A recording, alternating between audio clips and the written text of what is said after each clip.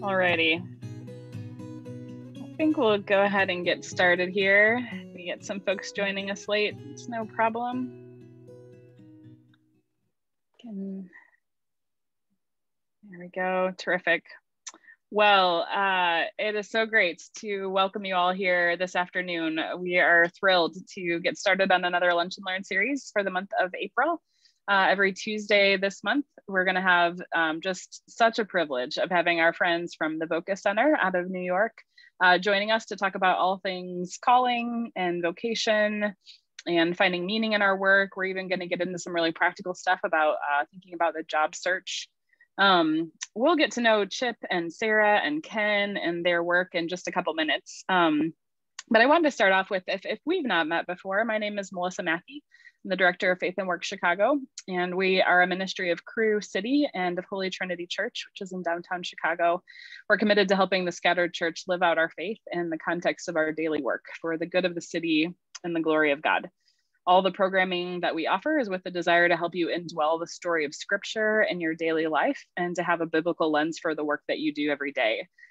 We have a number of things that are coming up, and you can always learn about this at faithandworkchicago.com. But I wanted to share just a quick couple of those upcoming events before we jump in today. Registration is now open for the two biggest programs that we offer through Faith and Work Chicago. The first is the Burnham Fellowship. This is our 9-month whole life discipleship program. It runs September through May, and applications are open now for next year's cohorts. This program, through retreats and weekly cohort gatherings, we really work to reveal how the culture has and is shaping us, and we seek to be reformed, counterformed by the gospel of Jesus Christ. We do it through deep theological reflection and readings, through personal, communal, spiritual formation practices, as well as hands-on projects that have real-time impact on our neighborhoods and our city. It's a big commitment, so we would love just the opportunity to tell you more about it. So we have an info Zoom meeting that's coming up on Thursday, April 29th at 8 p.m. And you can register there. You see that at faithandworkchicago.com. You can get a lot more information. The second thing is our Summer Institute of Faith and Work. And this is another program. I think we have a slide there for this.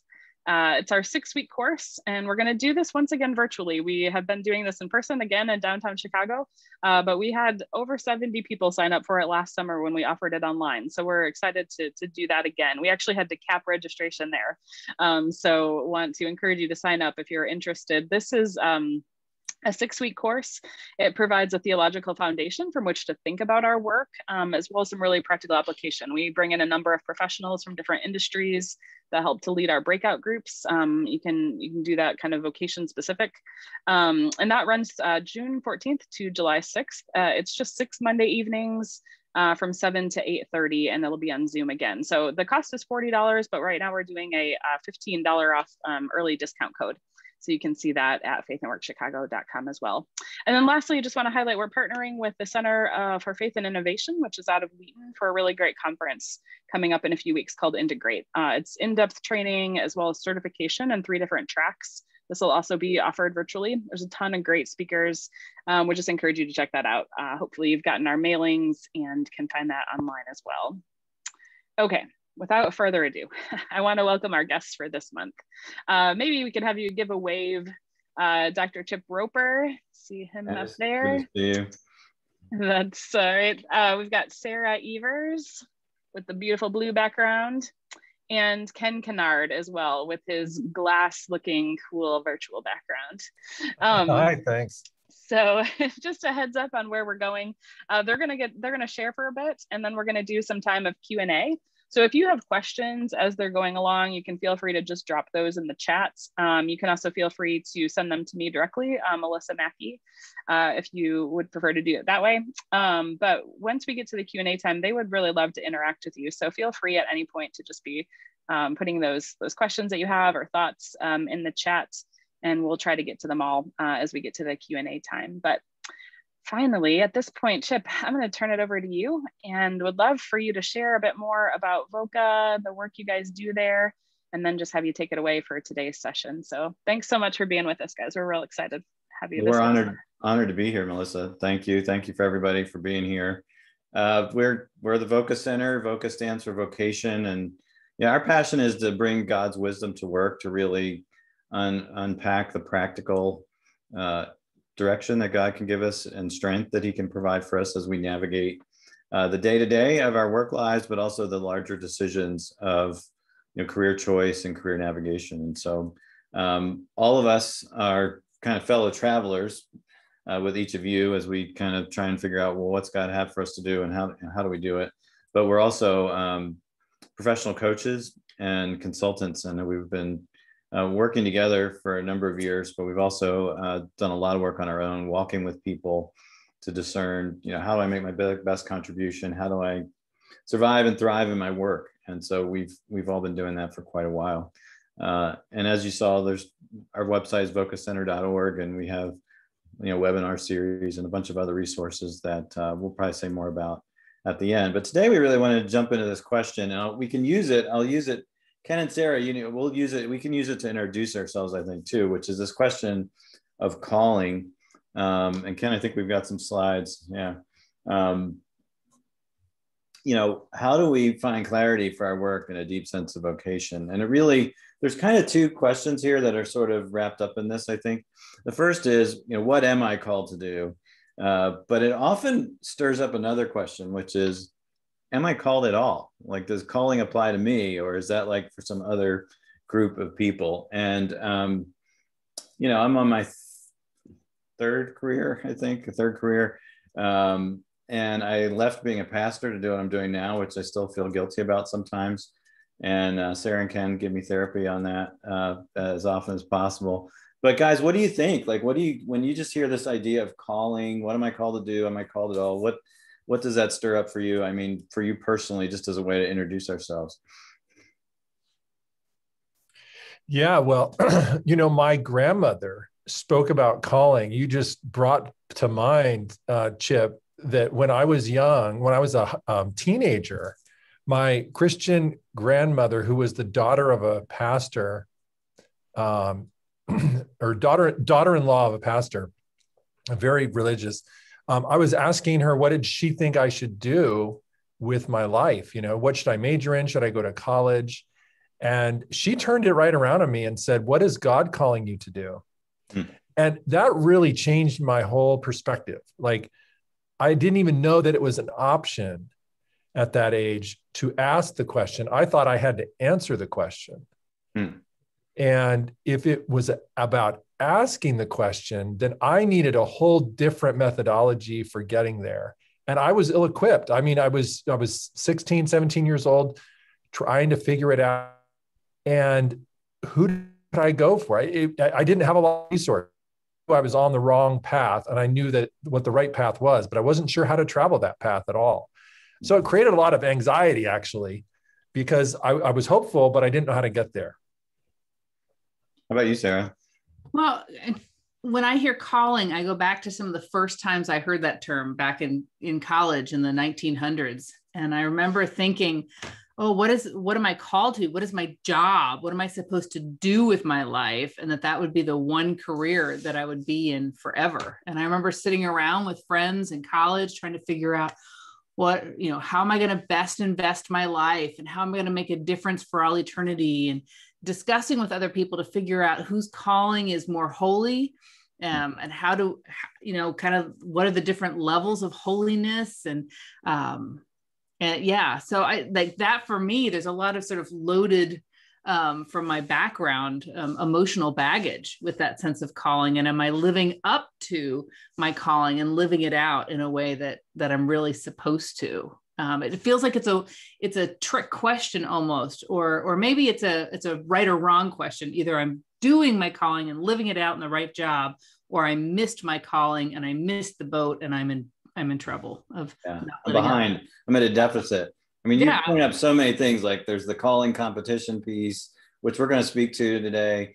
You talk about there's a lot of guilt kind of that just sort of hangs in the background for some of us when it gets to this. And maybe with really no data, we just have this sort of default assumption that we're supposed to be, if we were really doing our calling, we'd be doing something else. But we have no reason to actually justify that. It's just sort of floating out there in the ether somewhere. And of course, talk to people and help them find their callings all the time. So that's kind of, maybe that's ironic. Maybe all of you are going to jump off of this lunch and learn now. But you know, the cobbler's children have no shoes. It's just the way the world works. So here's what we're going to do. We're going to talk a little bit about defining calling, and we're going to give you a picture of that. And then we're going to redefine what we think is the range of legitimate callings, and talk about a few myths that block us from this sense of a deeper sense of, yeah, this is really what God wants me to do. Next week, we'll talk more about finding meaning in our work. Our work now, no matter what work we're doing. Third week, we'll talk about what we call the building blocks of calling, like how you kind of put together a grid to discern really maybe what path you're supposed to go down. But today we just want to kind of get into it and sort of an introductory way, general way, clear the deck, hopefully for some of us, maybe a reset for some of you. But let's get into the next idea of defining calling. So what is calling? And I think, as Ken said, you know, it's our job to seek it, right? To listen. So calling comes from God. It's initiated by God. And I think of it as two things. It's an invitation and it's a summons. And, you know, an invitation is like fun, right? Like you're invited to the party, you're included. It's a compliment. It's positive. It's a privilege, actually, you know, that the idea that God is inviting us into something, to do work with him in the world, to do life with him, really, as we're going to see in a moment. That's I don't know, it just pulls us up. But it's also not optional. You know, that's the summons part. I have a jury summons that I got a while ago. I just keep it. It's like you can't get out of it. And I've tried. There's just not, none of the boxes to be exempt apply to me. And there's this idea that when God calls us to something, it's really not optional. It's not really even negotiable. It's something that he's summoning us to. So invitation and summons from, you know, to certain things in our lives. And then we use this chart that we've got here, these 5 circles, and it's based loosely on Os Guinness's book, The Call. And Oz talks about our primary calling and our secondary calling. And he says our primary calling is to Christ. It's to someone, not to something. It's to Christ. It's into a relationship with Jesus that affects everything. And that's kind of the center. That's the universal call.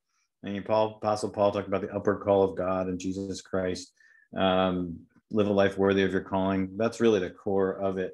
And so in that sense, all of us have the same calling.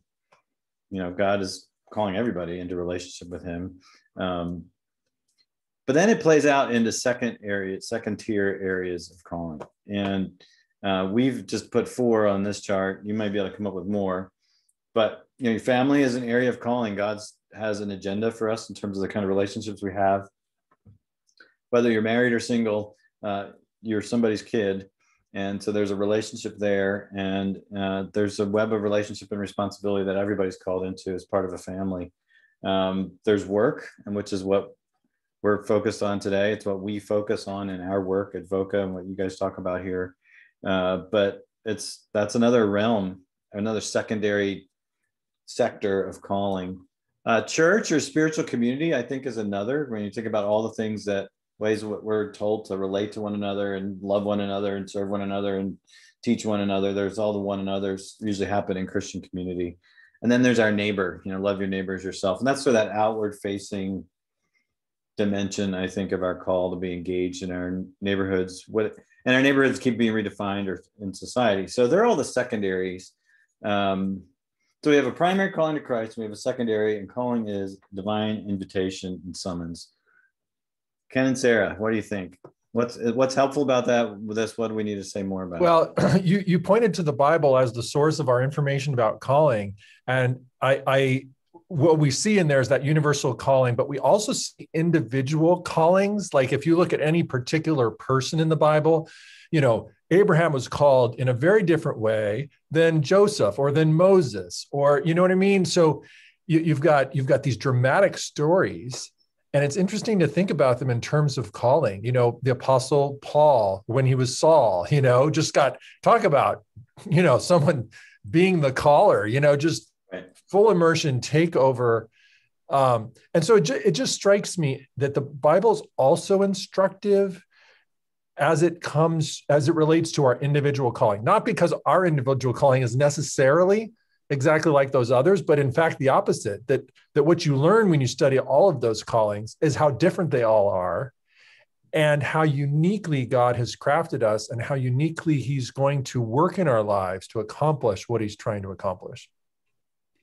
And this resonates with me because if the primary calling is to Christ, then no matter what season of life I'm in, no matter how toxic my work environment, no matter what my motivation or passions change, and if I want to pursue additional education and another degree, my calling is still wrapped up in Christ. It's just a matter of how do I live it out? How do I image and re-image Christ to those around me? So there's a lot of comfort there that my primary calling is to Christ, and therefore I can't necessarily miss out on what I'm called to do. We're called to live a holy life, right? If you look up calling in the scripture, there are a few things that we can definitely point to as this is what I'm called to, but to pin it on one job at one organization or one company seems to be way too narrow. Yeah, and it's beyond our work. I think that's important. Like I had a friend who, she kind of got tired of her job. And then what happened was she had some family issues with her parents who lived in another state. And she left her job. She had the means to do this, by the way, of course, but she left her job, took care of her parents for like a year and a half, which at her stage of career would be considered suicide, right? Like you just need to keep notching up wins and keep adding things to be praised about and accomplishments on your LinkedIn or whatever. And she just stopped. And then she was able to re-enter to work. She disconnected from work went way down and family went way up. And it was all still part of following calling. It wasn't ruining her calling or missing her calling. And like sort of what you were saying, Sarah, it's like we get so caught in the fear of missing out. And if any of you are working in like some of my friends who work at some of the big banks, I mean, there's just such this intense pressure all the time to make at a microscopic daily level, you have to make all the right moves so you get to where you want to be. And it's like we're putting it all on our shoulders and it's exhausting. And I think there is a freedom. There's a freedom in this. And sometimes, the secondary callings will be in tension with each other. Yeah. It really will. Work and family. A lot of women have gone through that more than men, unfortunately, this year with working from home, kids at home, all that kind of thing. And it's complicated. It's messy. We think this is a dynamic model that allows us to be flexible and follow the call no matter which sector of our lives demands the most attention.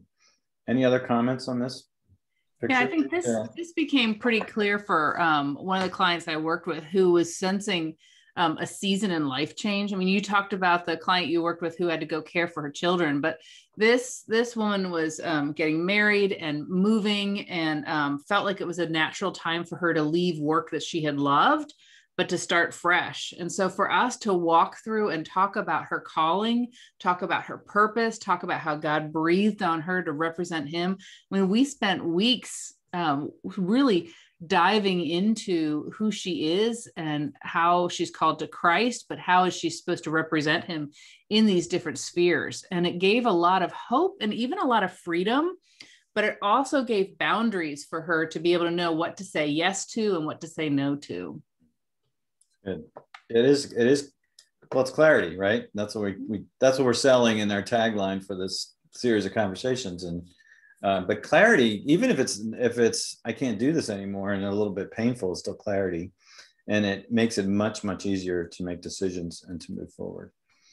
So let's move forward to the next idea. We're going to really kind of spend the rest of our time talking about some things that hold us back from dialing into this sense of calling. And one of them is that, and Sarah, you already touched on this, that there's certain callings that are better than others. And before we even look at the pyramid, let's look at the pyramid, and then it'll be time for Chip to do some confessing. So this is a pyramid. It's a not so helpful hierarchy. We think that most of us, if not all of us, subconsciously buy into this paradigm.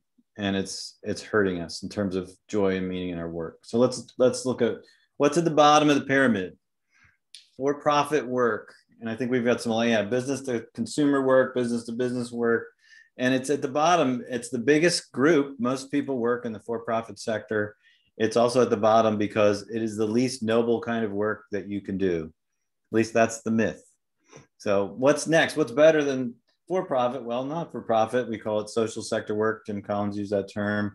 Government, education, healthcare, the arts, other nonprofit. Even if we just stop right here and we don't put the word Christian in our chart, most people in our society buy into this hierarchy. I was on the subway in New York, and there was a big, every advertising is always the same on all the cars. And there was a campaign for a while about follow your calling, go to medical school in the Caribbean.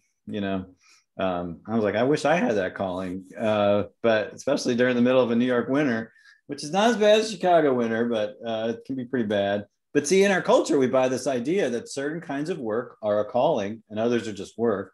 And God's not part of this. There's no sense of a grand narrative, biblical truth. But we buy into a hierarchy that some work is more noble and even a calling, education and medicine typically, and that other work, investment banking in particular, not so much. So now we can just add a Christian layer to it. And we've got Christian nonprofits. So that's kind of, compassion ministries, higher ed, some parachurch. I wouldn't put missions there, actually. That's a typo, because, if you're a foreign missionary, you're actually on top of the pyramid. So church is next. And Ken, if you could add that for us, I think it's, there we go. Church and missions. Because if you're a foreign missionary, you're really at the top. I mean, that is the ultimate in sacrifice. So you're way more spiritual than the rest of us. You guys should all be having little smiley emojis on your blank name screens. But so as I intimated earlier, I was a pastor for a while, and one of the realities when you're in that kind of, when that's your calling, is that you have friends who are making more money than you are, and who are doing better financially and at the same sort of stage.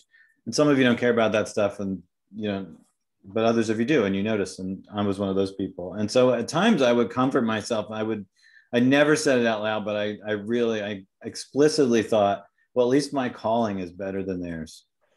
Oh. I did. At least I'm on top of the pyramid.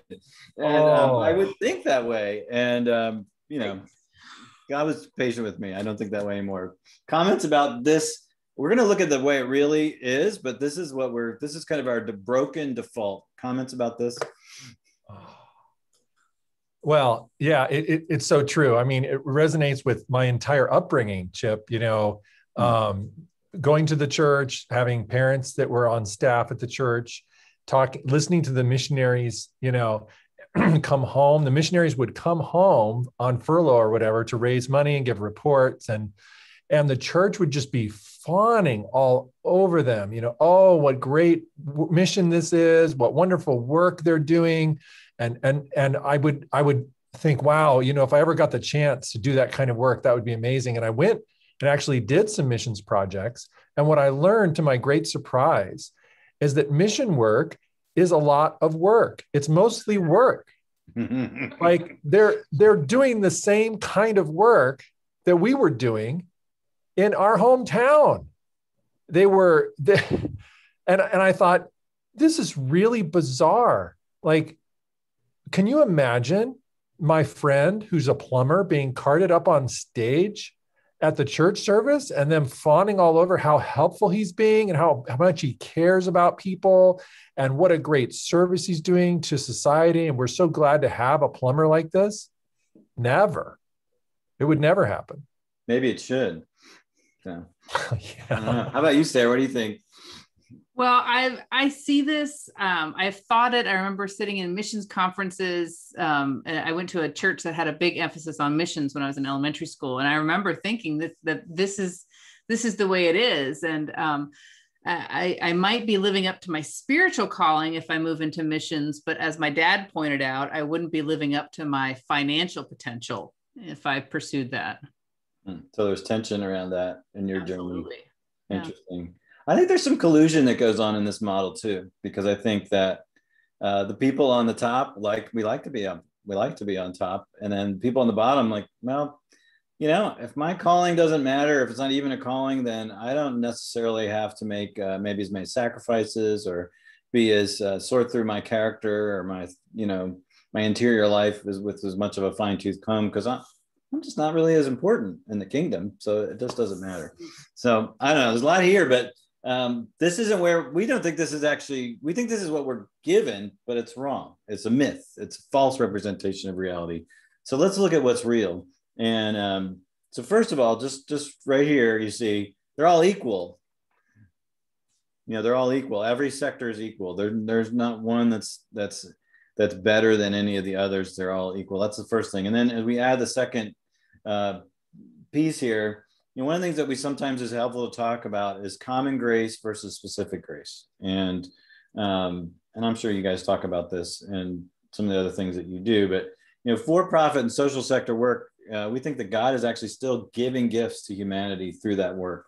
It's just common grace. It's given to everybody. He makes his rain fall on the just and the unjust, that kind of thing.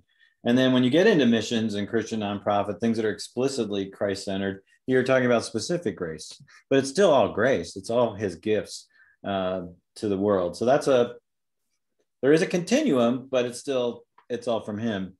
And then now a little bit of reality therapy, and that has to do with where the line between good callings and bad callings is actually drawn. And so, Ken, I think we have two steps, but let's just put them both up there. And the next one too. Is it not coming? There we go. So the truth is that there's redemptive aspects and destructive aspects in almost every sector, frankly, almost every organization. And we don't like to talk about this very much. We don't like to admit that there can be very, very damaging and toxic things that happen in churches and in missions work, but there is. And we get confronted with it with unfortunate regularity. But there's also great things that happen in that space. So I'm not trying to diminish it. So there's a redemptive part and there's a destructive part. And we just flip over to the opposite and we think of for-profit world. There's some amazing things that happen in the for-profit world. And the rapid decline of global poverty is directly related to people learning how to build profitable businesses and make an income for themselves. And so it's very, very redemptive. Many of us have had some really great experiences with a for-profit boss who mentored us or taught us how to work, taught us how to be responsible, taught us how, there's consequences for our actions. So there can be really redemptive things there. There can be really destructive things there. In the social sector, I guarantee you, if you talk to people who've gone into medicine or education, it's a mixed bag. And there's things about their work that they love and they see they actually make a difference and they impact people's lives. And there's things about it that are full of politics and brokenness and greed. And, just because I followed my calling to be a doctor doesn't mean that it's all 100% redemptive. And we could say the same thing for Christian nonprofit work. So, to us, this is a more realistic view that I love this quote. It's from Alexander Solzhenitsyn, which he says that he was saying it about the human heart. The line between good and evil cuts through every heart, but we think it cuts through every sector as well. And that this is a more dynamic and realistic view. And, sometimes we think, and I've seen it, people think, well, if I just did Christian work, and maybe some of you are thinking that, well, there's people there and they're broken and they're beautiful. And it's the same thing is true in a law firm or a restaurant. And there may be higher percentages in one case or another, but the bottom line is there's an element of this in everything. So Ken and Sarah, you want to jump in on this? And then we've just got a few more points and then a few more final thoughts and then we'll jump to your questions. Yeah, absolutely. This, I think about Jennifer, who I'm working with, and she's facing early retirement, very excited about that. But for years, she has struggled because she feels like the work she's doing as an accountant in a major firm is not nearly as spiritual or as holy. Like her mindset is that previous slide with the triangle, the not so helpful hierarchy.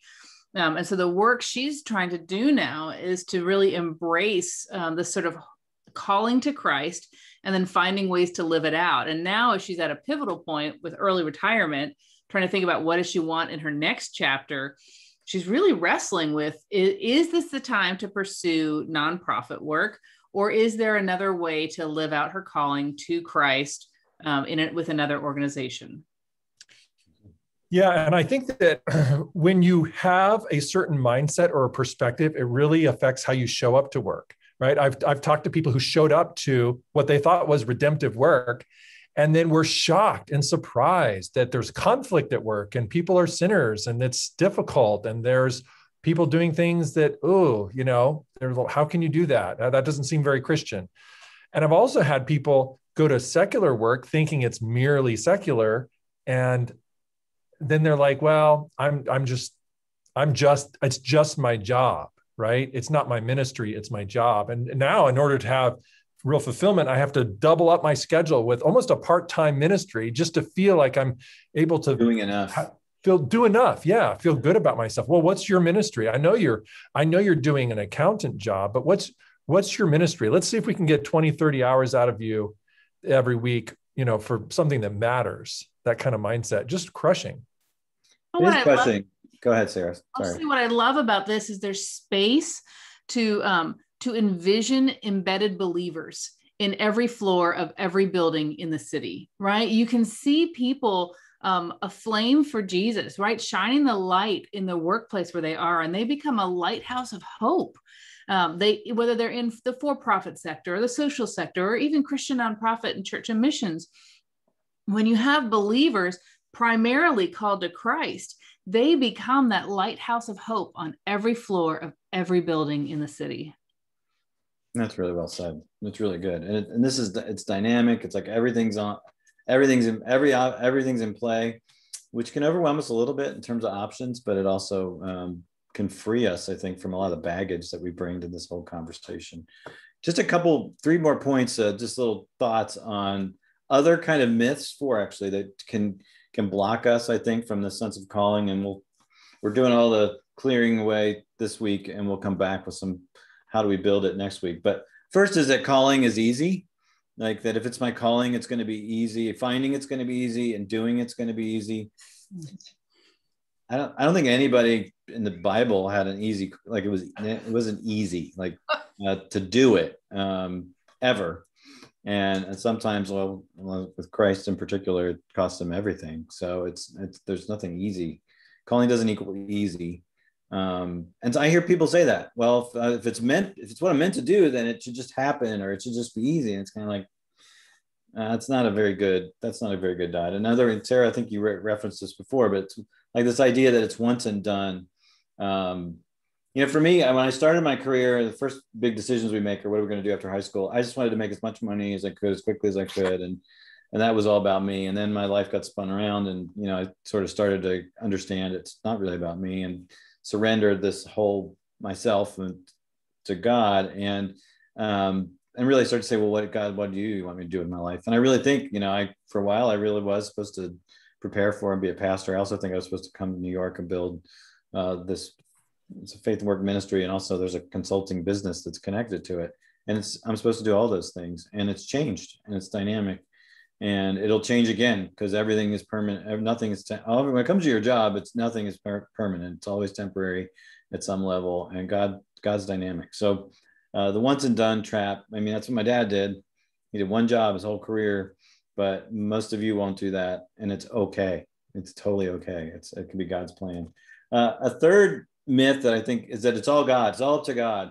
And this leads to, I think, an unholy passivity where we just are like, well, if God really wants me to, he'll make it happen, or I'll get the lightning bolt like I did last time. And Ken referenced the different calling examples in the Bible. None of them are the same. None of them are the same. Not one of them. And it can be dangerous to think that God's going to do, even for us, exactly the way he did it before. And we think there's things that you can add where we need to be active and listening for what he wants us to do. And the other opposite myth is it's all me, you know, like, well, God loves me and Jesus saved me, so I can basically go do it. It's about what I want. And I hear that language too. I hear with older career navigators who're thinking maybe I'm going to retire, and they just say, I'm just thinking about what do I want to do. And I would say that's not the right question.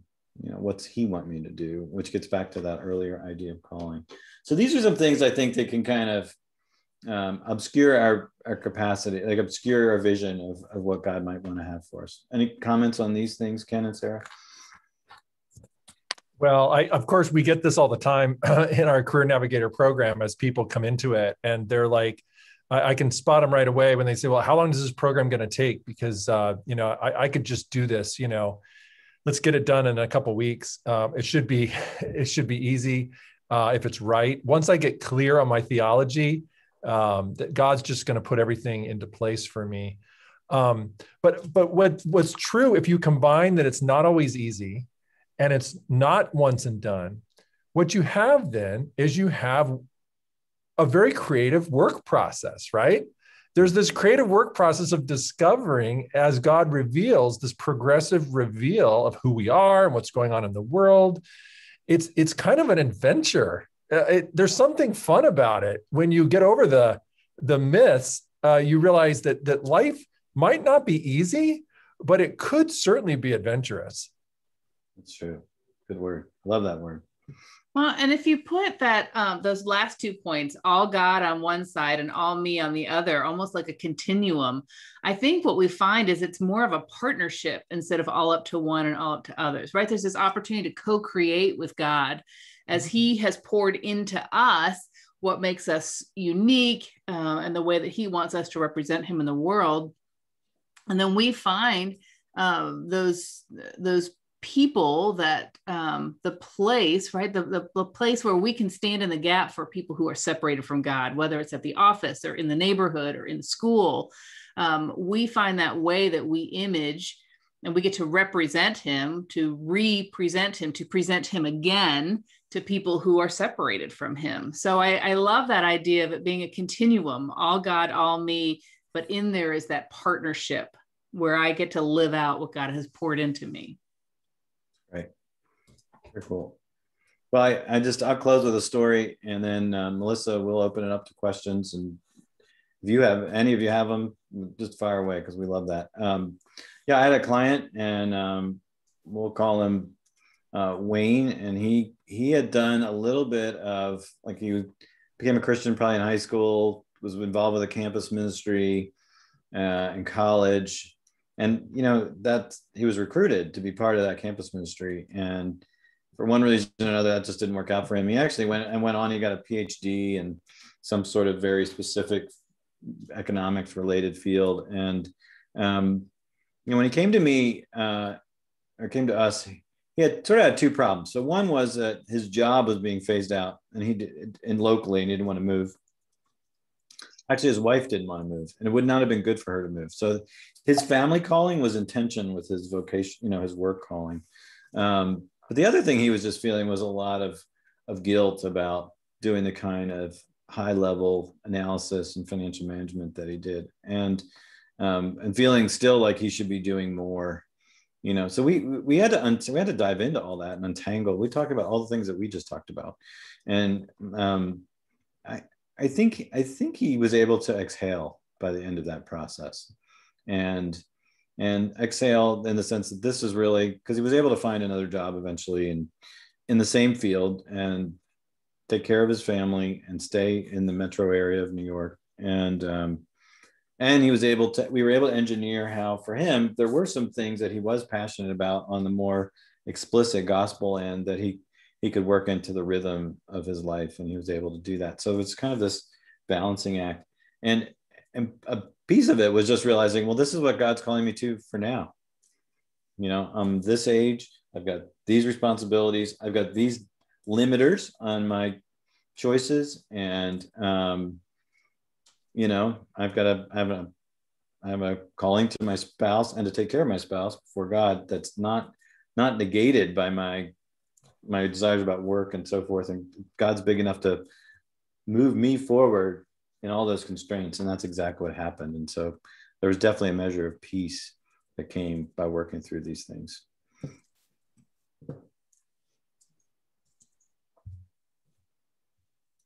Nice. Right. Yeah. Wow, guys, thank you so much.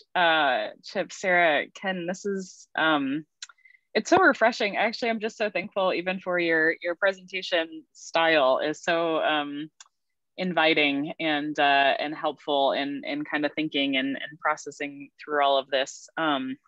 So thank you for just kind of talking us through this today as if we're sitting down in a conversation with you all. It's really good. And I just was processing myself how I can relate to so many of those different myths that I've bought into in my time as well. I was thinking about, I graduated from college and joined staff with Crew 24 years ago now. And I thought at that time, like, I had that same sense of like, phew, I figured out my calling, like, check mark, I've picked the good one. And the, is got the best spiritual, mileage and good. Okay. I'm all set. And man, what a shock over the course of 24 years, even within that, to untangle for sure that myth of hierarchy, but also to recognize just that even though I've worked for the same organization for 24 years, I have had to engage with the Lord over my next steps and what he's calling me to next over and over and over again. So I think that even there's a myth in the, like, if I find the right industry and then I find the right job, that at some point we just kind of get to like let go and, take our hands off the wheel and like it's coasting from there in terms of how I think about my calling and what God wants me to do. And I think the reality is like, no, man, we are always like gripped tightly to him as our, I'm using an analogy here. I didn't know I was going to start, but steering wheel, like him heading us in the direction that we have to continually engage with. It's a dynamic process, just as you've been pointing out. So I think that's so helpful. Yeah, on the external side, I'm not a fan of the dream job terminology, like go find your dream job. And every now and then, I think we do hopefully we get to work in a job that just feels like completely made for us. We're made for it. We call it flow state all the time. But even if you find your dream job, it won't stay the same. It's impossible because industries change and people come and go, and it just won't stay the same. And sorry, it's Ecclesiastes, whatever, make sure you've taken your medicine before you read Ecclesiastes too many times. But the bottom line is just that, it's really true. And so the technical term that we use a lot for today is being agile, and being able to find the way forward over and over and over again. But yeah, we've gotten stuck sometimes, I think. And then we maybe even feel like a failure because we have to think about these things or find a new way or whatever, because we've got this false image of what's really good or success or faithfulness. And it's not, so that's really helpful. Good point. It's a good point. Yeah, I appreciate sort of debunking these myths. One question that came in, I think is a good question is, what are some common ways that you guys see that we reinforce that not so helpful hierarchy of calling that you talked about? So whether that's in the church or sort of in the Christian spaces, or even in kind of culture wide, like what are ways that that those are maybe unintentionally reinforced, and how can we sort of like maybe have some flags for those? Yeah, I'll take that. I think going back to my plumber example, I was saying how the plumber would never be put up on stage, never put in front of the church, to hear the church really affirm the work of other professions as God would if he were, right there. And as he did, by commissioning people to do everything from, all kinds of manual labor to all kinds of fun building things to all, So I think that think about who's on stage, think about who's getting time, think about who's getting mentioned, and ask yourself, after a year or two of that, what's the message? What's the implicit message in those choices? Yeah, I would just add, so we're talking about on the church side, I think that there's the what Ken, you're saying, which is that look at who we commission, look at who we celebrate, look at it's people, it's elders, it's people going on mission trips. It's never, oh, Larry just took a new job as the CEO of this company, or Sally's going to be teaching over here, we need to commission them to. So, and there's actually a movement among some pastors to start doing that. So that's really good. I think sermon illustrations and thinking of church more as an equipping, in any kind of spiritual community, as an equipping, like the way you said it, Melissa. It's something, your tagline about the church scattered. I think like the church gathered is like practice. It's like it's hospital and gymnasium, right? It's like it's meant to give us what we need so we can go out there and do it. And kind of embedding that mindset in our rituals and our language is a shift in that. I think that there's probably other issues with your question that relate to even how we view making money, and is it always that, because if somebody's just making money, that's bad. Well, it really depends on, do they love the money or not, what they do with the money. There's it's a lot more complex than that. And so I think there's a money issue there probably that we would need to unpack. I'm just riffing a little bit on that idea, like, why is this embedded? But I also think especially in our contemporary situation, we love to outsource things. And so that's where I get into that collusion idea that, we can outsource. Like, the pastor needs to be really spiritual, and then I'll go to him for help, or her for help when I need it. But then I can just sort of live my life, and I don't have to play by the same rules. I think that's real. I think that's like where our desires, kind of glom onto this hierarchy, and there's actually part of it that works for us. And maybe even for those of us who haven't been as financially successful, but we still want to be successful. We still kind of want to win at the game of life. And so there, for us, maybe the hierarchy works for us too. And it's kind of like untangling, like how do we have desires that keep fueling this, I guess, is what I start to think about and think is very interesting, because it continues. And then, like you said, it's cultural, it's not just inside the church community or the faith community. I think there is really something to sort of having that radar for the false binary in these conversations. Like even what you said about kind of seeing on the subway, the advertisements for the calling in medicine, like those things to me, I think anymore start to be like these little like flags, like, wow, that is a there's a false narrative, there's a binary that's being created there that that's not biblical. And whether we see that in the culture, we're not surprised culturally, but even within the church to recognize that and to say things like, I think Ken, you said this, but I hear often like the question of like what do you do? I work as a nurse. What is your ministry? Oh, I serve in the kids ministry at church, and even the way that we sort of make a false binary there of what is ministry and what is our work, those kinds of things to me just start raising like, wait a minute, that this is not how scripture talks about this at all. There's a great question here in the chat I want to make sure we get to as well. Alan kind of shared a story about being called away from full-time ministry and talking about what the last 10 years have looked like. I think he's got a great question just about the struggle now is to know what a next career move should be. So yeah, what does it, even as we talk about it's not a one and done idea, but sort of what are maybe some flags or some ways that you think this is maybe the Lord calling or showing a time to move on? You guys want to jump in on that, or you want me to go first? I'll go first. So I think one of the issues with that is making sure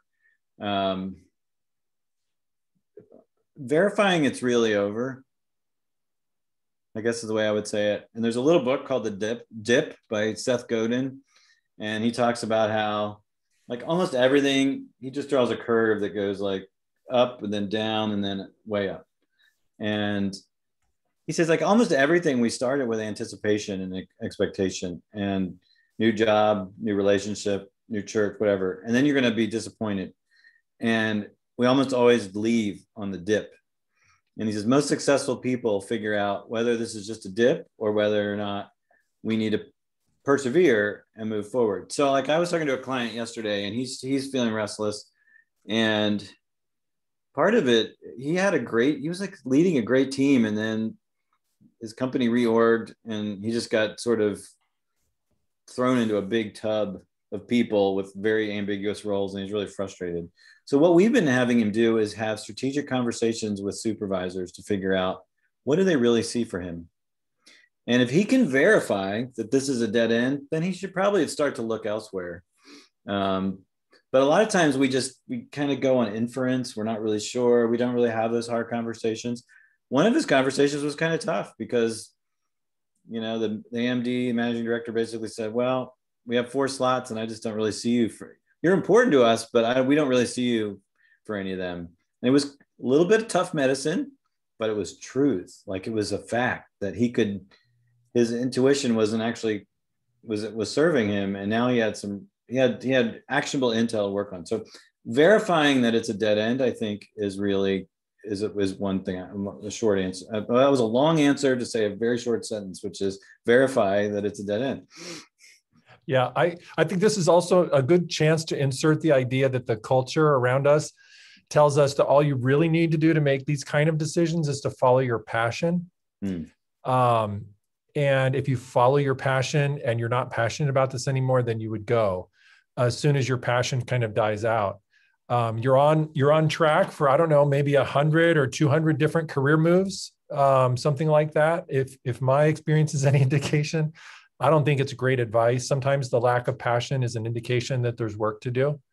And a better thing to look at is really how you're made and what this opportunity is in the real world, and how the world matches with how you're really made in this context. And I think that'll give much better clarity than this kind of emotional response of, you know, am I having a good day or not? Am I still interested? Am I still passionate? Do I love it as much as I did when it was new and fresh? Well, probably not, right? Oh, that's a really good word, I think, to end on, as our time has gone so fast. But man, I think there's so much that could be said too. I think about like just the kind of self-actualization that's, that's the, our jobs are where we can find our own fulfillment and who we're supposed to be. And if it's not fulfilling us, then we should move on. Like that is such a cultural narrative that I think we need to press into so much. But you guys, thank you. This has been amazing hour here. And I appreciate Sarah's putting in the chat the job and career search training program that they have coming up. They work with individuals and groups, and there's a coaching cohort that's about to start in a couple of weeks here. And then, yeah, their webinar series has been really fantastic. I don't know, Sarah, maybe I should just let you say something here. Oh, sure. We have, thanks, Melissa. We have 2 different webinar series. Our resilience series is once a month on Thursdays, and that's where we talk about building resilient faith at work. Happens to be this coming Thursday night at 8 p.m. Eastern. You can register at the link below.